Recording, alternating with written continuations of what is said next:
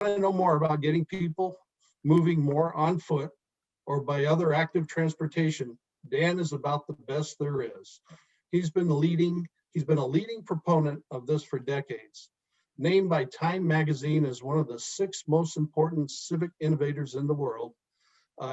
And Dan has come to our local cities and around Thurston County on many occasions over the years to inspire our communities, hold public design events like a project on 4th Avenue corridor in Olympia, walking audits in Lacey, and a previous series of workshops on active community environments in our health department, and I believe Thurston Regional Planning Council as well. Dan is the former Florida Department of Transportation Bicycle and Pedestrian Coordinator and is now the Director of Innovation and Inspiration for Blue Zones, which is an organization dedicated to sharing the characteristics of communities that foster the longest lives. He's here with us to help us understand the best ways to move towards a more walkable, livable future. Welcome back, Dan. Thank you, Mayor, and good evening, Thurston.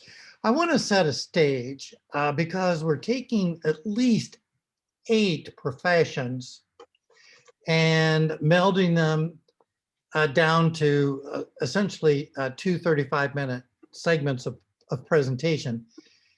So what I'm most anxious is that we teach you to appreciate what is out there before us, you know, whether it was the sea or who we are. This is going to be a glimpse of what is to embrace our love for our communities.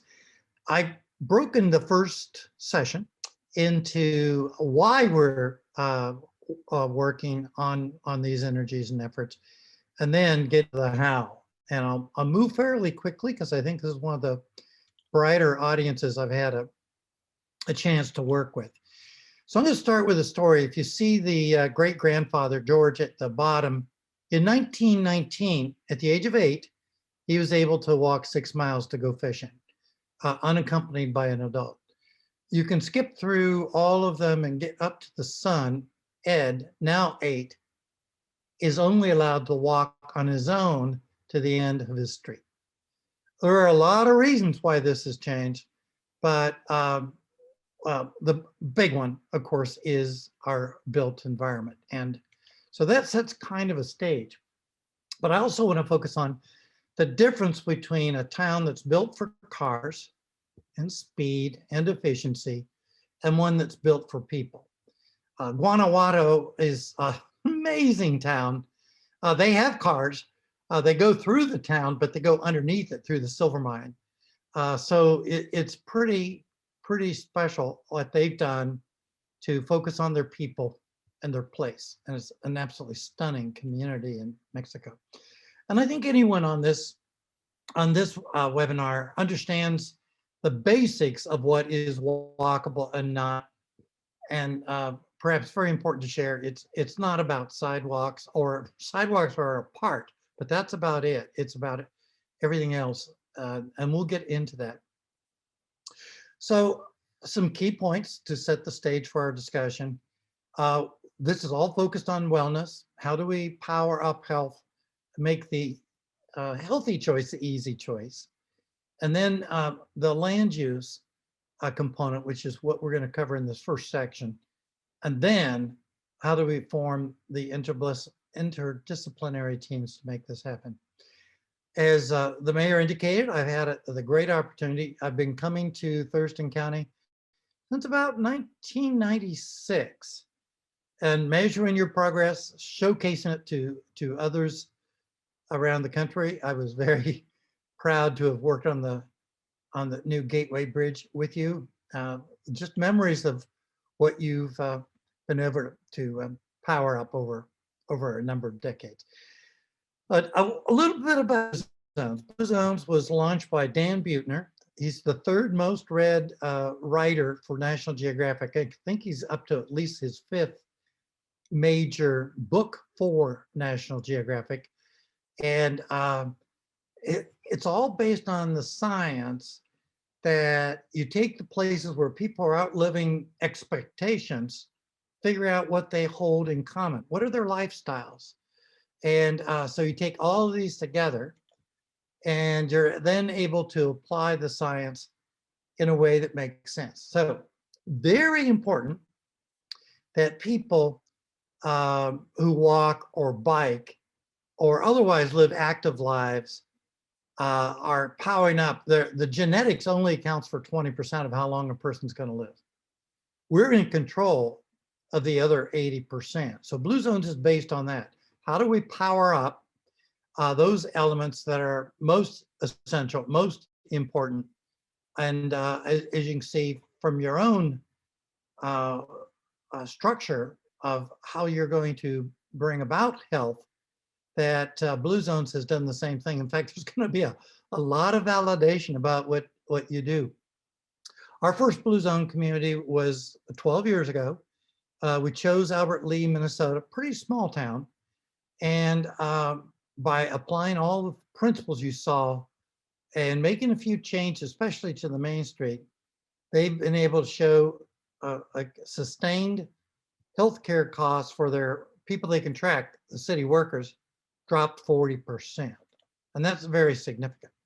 But also, in setting the stage, want to talk about a couple core principles. That walking is something that everyone wants to be able to do from the very youngest age, clear on up to their most senior ages. This is the one way that we can provide affordable health care through a wellness program. It's also important to point out now that people are living longer, that women are going to outgrow their ability to drive cars by about 7 years, or 12 to 13 years, men about 7 years. So building for walkability and other ways of getting around are just absolutely essential. And as we get older, our need to associate with others, to have a social life, which we are finding challenging this year, but this is going to be so important to build these elements in. And also, in setting the stage, want to talk about something we've really discovered. We have not been building the systems for our essential workers. And so all the work going forward, this needs to be a core element of what we do. I want to make sure, and I suspect you've already got many measures in place, that as we start to build new things, and at a higher rate, I'm hopeful, that we really focus on equity, that we're not leaving anyone behind. And so with that, let's get into the economics. What's the value of walkability? And again, this is part of the why we need to know these core principles in order to be able to build what's most needed. First of all, the market shifted. Almost 80% of Americans now want to live in walkable neighborhoods, and yet as little as 12% of our communities are walkable. So the millennials, who are the strong, dominant home buyers of the future, are very clear of where they want to live. If we look at an individual homeowner's budget, you can see that walking only costs an added penny above what the dollar that gets put in. Society only has to pick up a penny. If you bike, it's still cheap. Only 8 cents has to be added by society. Buses still value $1.50 for a dollar you put in. But if you look at solo driving, society has to pick up the other $9.20. And that's pretty major. I like to contrast the growth of two different cities. Portland, Oregon, with its urban growth boundaries and transit and everything. Their property tax, these arrows are pointing the wrong way.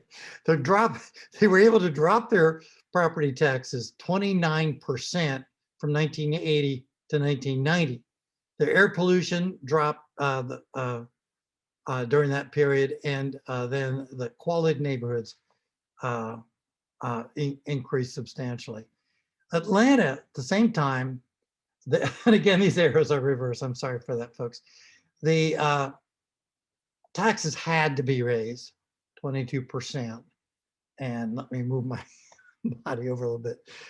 Air pollution worsened, and neighborhood quality took a deep dive. So now let's talk about patterns and tie that to cost. So if you take a look at Seattle on the left, with a really well-connected street system, it costs roughly 4 to 6 times less to build or to provide services for each house there than the city of Charlotte, North Carolina, where because of the disconnected, it means that you have to pay $740 instead of the much lower price of $159.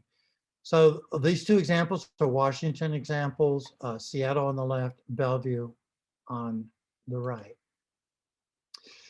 Another concept that we now want to make sure everyone understands is we should be looking at land development as a yield per acre, just like we do with farming.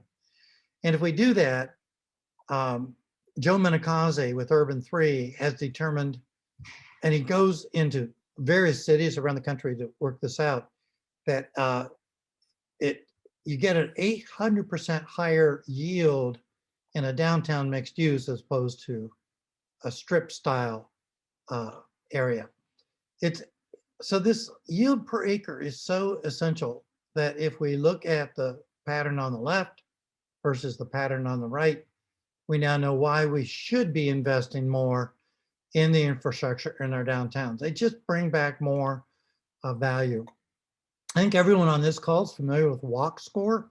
You can type it in and find out your own score for your own home or your downtown or the community as a composite.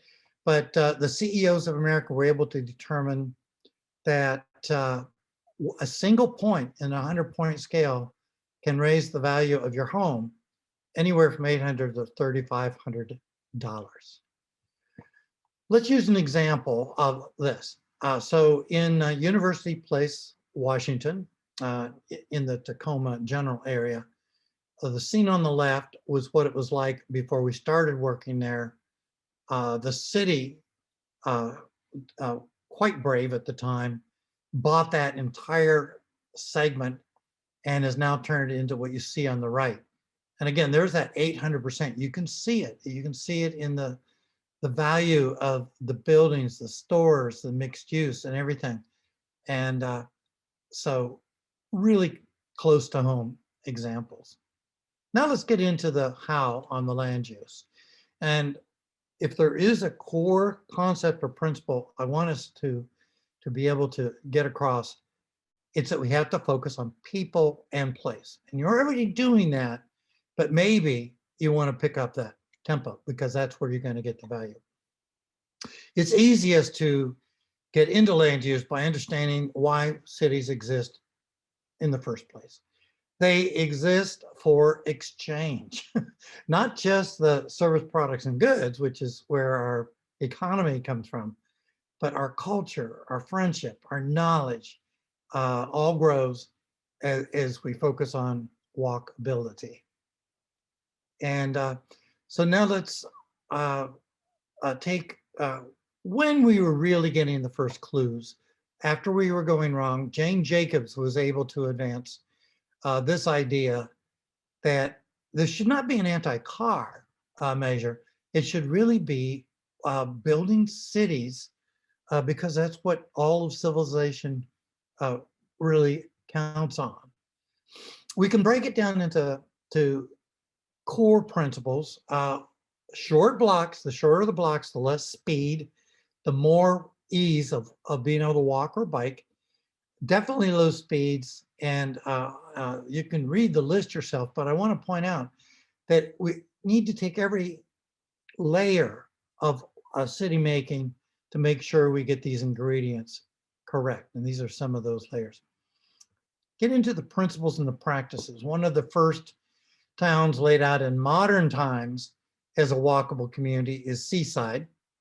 And in this case, I think you can see the short blocks, the good connections. You can't get speed through the community. It's focused on place and having all the right things mixed together in the right proportions. So if we're just decipher it down to the core ingredients, density, diversity, and locational efficiency are key. And then connecting, and of course, compact. And here come in the short blocks. Getting into compact streets and intersections. Don't build anything bigger than it needs to be. The scene you see here, by the way, is Vancouver, British Columbia. We're leading a group from all over the world through the community. I said, stop from time to time and count how many people you see walking and biking and how many people you see driving. Absolutely true. And this is one of the densest cities in the entire North America. It is the most dense city in North America. I also want to focus on the importance of eyes have to be on the park or the plaza. We need to make sure that we have the right code in place and the buildings to honor the street, to watch over the street if we're going to have people walking. It's pretty simple to see this from a conventional pattern. That's sadly what we've mostly built in the last 50 or 60 years. And now shifting over to traditional, which was the old way of building things. And by the way, all these images are going to be available to you following this recording. It's important to understand too, again, getting back to health, that if we take those elements that are most essential and keep them in a tight, compact form, then people are going to walk or bike. So it'd be interesting for some of you to list in the chat screen what your life radius is, and then to understand that in terms of mixing everything together. Again, our highest density should be focused around the greatest mix of uses and have all the right elements built in. I want to share one of the earlier, probably now the most used and abused drawings to show the difference between conventional on the left and traditional, which was always the pattern. And notice that with the traditional, trips are internal. We don't have to load up the main boulevard streets. And so we're able to get much more value and keep traffic moving. But to do that, we have to have the internal connections. I like to show, if you notice the blue line, the dotted blue line running down, the items on the left, they're the same number of houses, same amount of retail as you see in the section on the right, to the right side of the blue dotted line. So on the right, traditional, walkable. On the left, conventional, suburban form. And again, almost anyone on this call can take a look at your community and know which you have more of and what your code is still requiring in many cases. I also want to focus on this image, the community you see here, Fort Pierce. The whole downtown had turned into a space for cars, but they came together about 30 years ago and recrafted their town. And this is what it looks like today. Notice the pattern. Had they not had that pattern of streets, they would not have been able to pull this off. We talk about locational efficiency. Every time we make a decision of some land use, we're going to put together. So for example, multifamily, or where people with disabilities might be given housing, where we put the town hall, and where we put everything. is going to determine how much we're going to have to load up our streets. Mixed use, and again, when we get into the discussion, let's find out how strong your mixed use incentives and opportunities are. But in Davidson, North Carolina, nobody can build a building. So when a CVS pharmacy comes, they must incorporate either offices or residential loft living above. Let's get into the housing.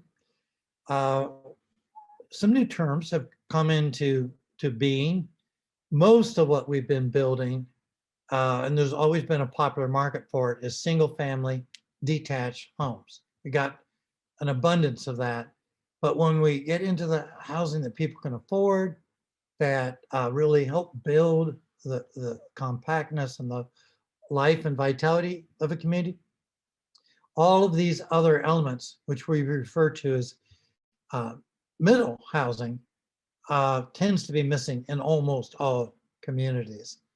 So what we want to look at as a result of this presentation is your code. Does it now really help incentivize the missing homes, or are you in a good shape? And just some examples of different housing that falls into this missing middle.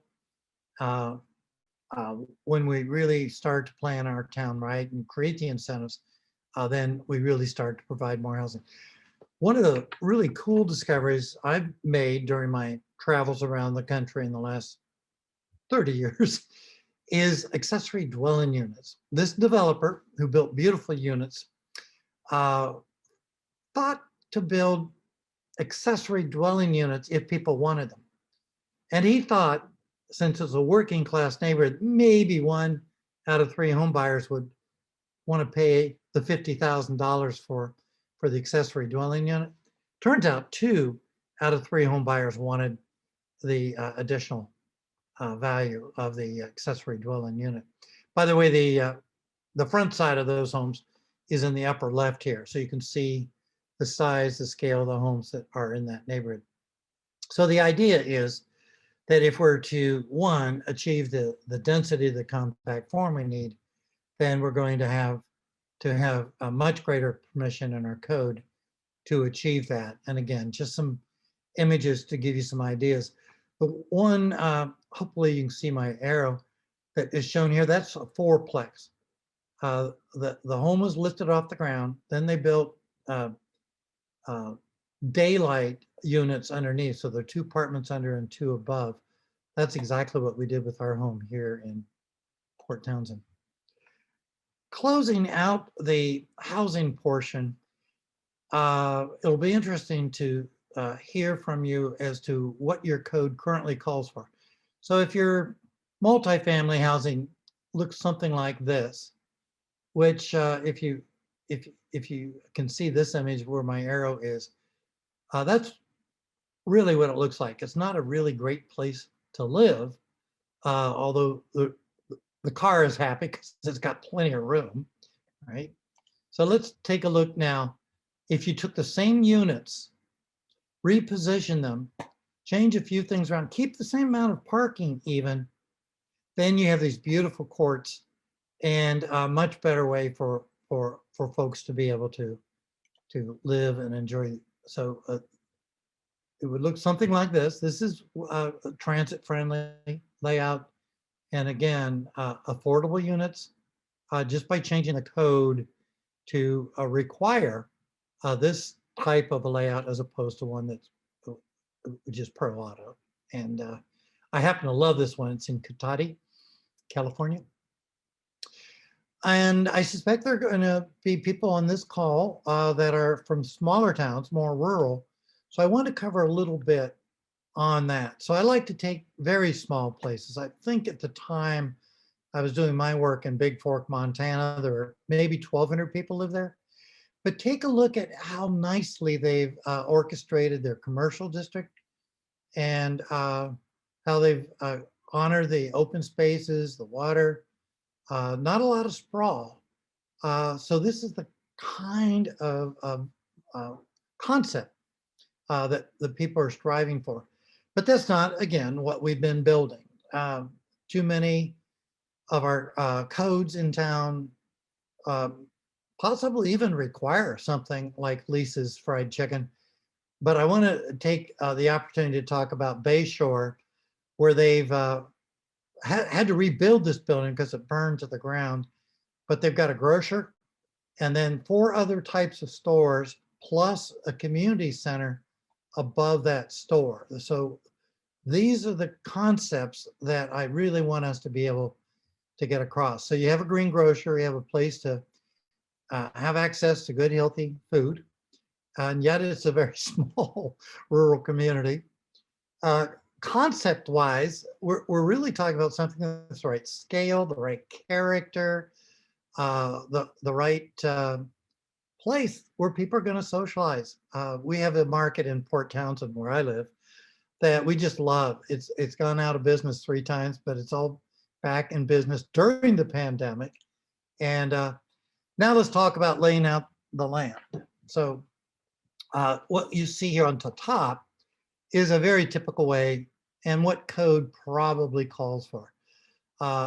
And people who want to live in the country are very happy to buy that. But it destroys the whole reason people go to a rural place.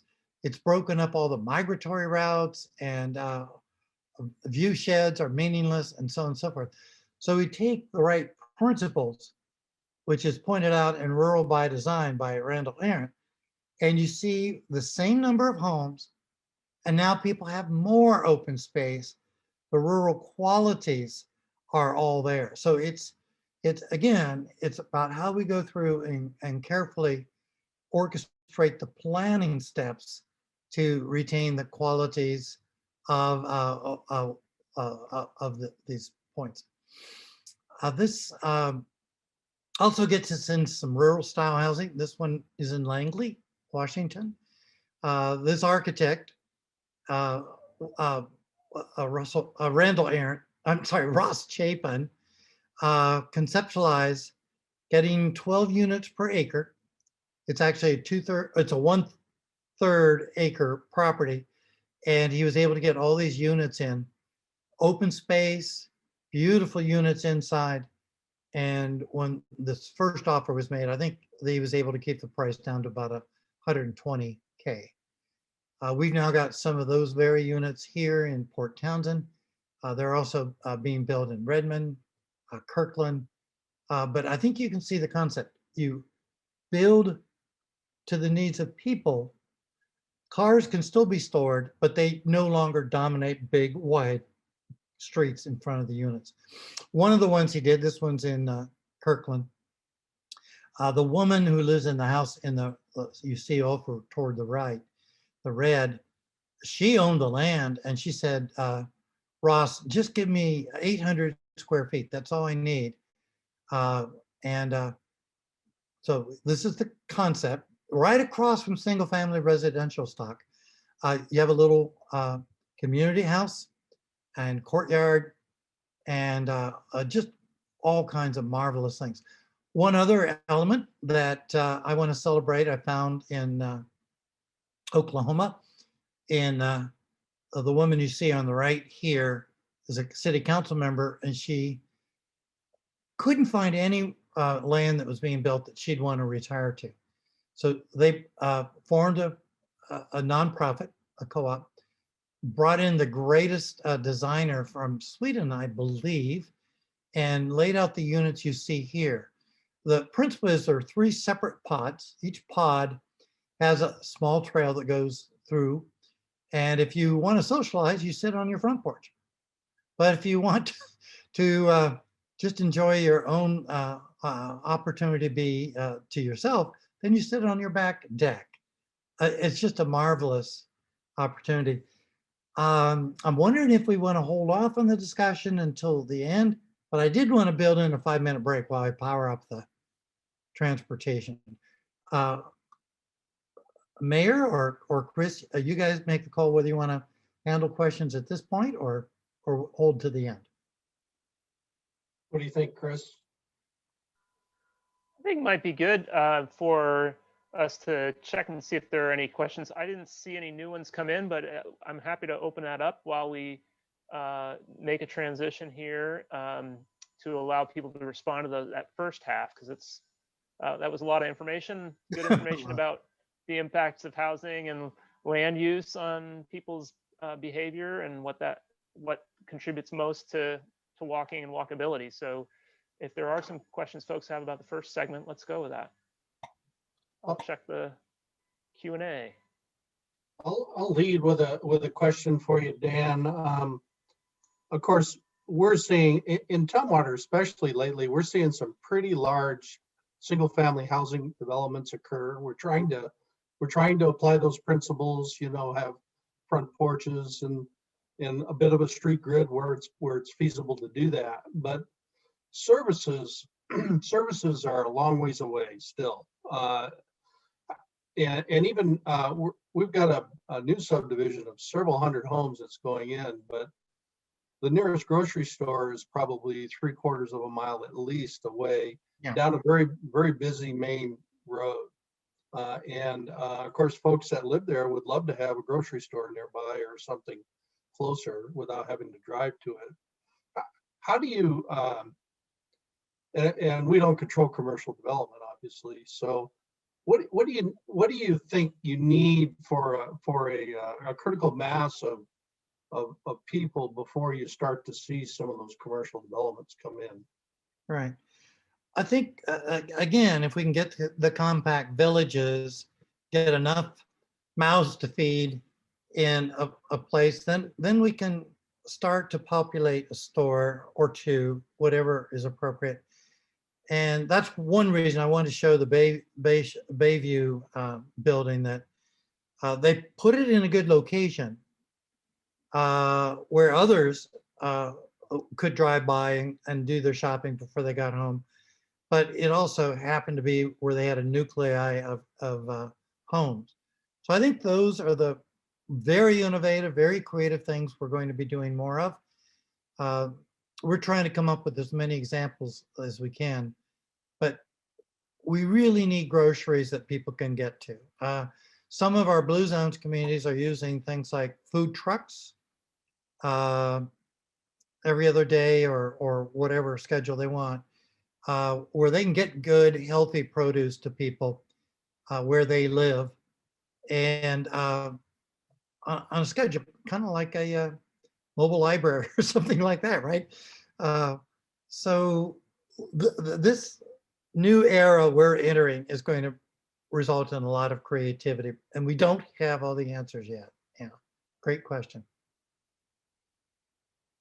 I've got a couple more that have popped into the Q&A, Dan, and one of them is about what do you think of the super blocks that are being developed in Barcelona currently, if you have familiarity with that issue? Yep, and then I've got one to that's walk them. Yep. What's that? Go ahead. Yeah, and they're expanding. I was just reading an article. So for those not familiar with the super block as it's being applied in Barcelona, very different than a super block in our country, which might be a stadium or something, just totally obliterates the possibility of walking. But in Barcelona, what they're doing is they're taking, I think it's like 8 block segments, and cars can't go in them. Or if they can, it's only freight during certain hours, whatever it takes to provide the services. So they're wonderful places to walk. 3 years ago, when they were just starting this, my wife and I just spent the greatest time doing Christmas shopping in Barcelona, because they created a network that would work. So cars circulate around them or park on the outside. They do not go inside the 8 blocks. So they're expanding this whole concept to more and more parts of Barcelona. So it's a wonderful concept. To do it though, you have to have a gridded street pattern, right? A historic gridded street pattern. So that really leads, go ahead. I was going to say that leads to one of the other questions we've got, and that is, of course, retrofitting existing neighborhoods. We have a lot of existing neighborhoods where the street grids are not complete or were purposely designed with cul-de-sacs and other things like that. Do you have any suggestions on how we modify those neighborhoods to make them more walkable? Yes, And cities a like related question before you start, Dan, on that was about overcoming opposition that there might be that is opposed to increased density of housing, building or retrofitting in existing neighborhoods. That's a very current issue in our community. Yeah, absolutely. It is everywhere. The communities are doing the best on that, are using good, effective strategies. They start with a model and maybe make it competitive where different neighborhoods can say, we want the added services. To get the added services, we understand we need more density. And when we talk about density, we're not talking about big numbers. We're only talking about maybe double what we have now. You can do that with some of the conversions we showed you earlier. But I think it's important to understand that if we can't do it citywide at first, then maybe one community in Thurston County takes it on, or one neighborhood, and proves that it works, that you now get more benefit. You see more people walking, biking, you know your neighbors better, you have easier access to stores and services and so on. The other thing I want to mention though is Davis, California is a good example. It's a college town where they had made the same mistakes everyone else is making, but they started to close in their cul-de-sacs. They linked their cul-de-sacs so that you can have entire trail systems, and and you look off to right, oh, there's a cul-de-sac, oh, there's a cul-de-sac. They made it work. They found the open spaces where they could do it, and they made the links. Valencia, California is another example. Planned and just beautiful how they've achieved it. So the retrofits are going to call for our greatest new ideation. And I really do believe in the fact that we have to do models before we can get a broad-based code in our community. Yeah. So should we go to the next deck and still allow all the questions from land use to spill over? Yeah, sure. And there were some more that were, I think, ones that you're going to address with one of your last topics, which is how do we organize, how do we achieve these kinds of changes? And I think you're going to speak to that later in the presentation.